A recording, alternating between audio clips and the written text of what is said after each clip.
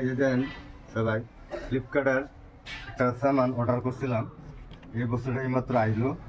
যেমন আনবক্সিং করে দিই এই বস্তুটা কীরকম, কত একটু ভালো আছে না খারাপ আছে। সবাই আমার সাথে সবাই যুক্ত থাকেন। এই যে কত সুন্দর মাল, ব্লুটুথ হেডফোন এখানে লাগাবার জন্য অবশ্যই ভালো হইব। চার্জিং দেখেন, চার্জ দেবার জন্য এই মাইকটা চার্জ দেবার জন্য আইছে। এটা কত সুন্দর, এই একটা আইফোনের মধ্যে লাগায়া ভিডিও করার জন্য গাইছে।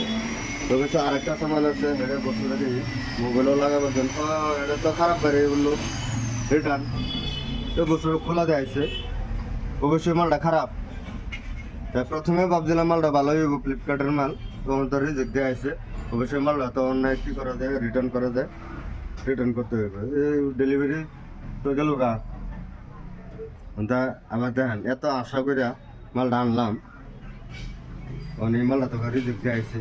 মালটা তো আবার কী করা হইব, রিটার্ন করা হইব।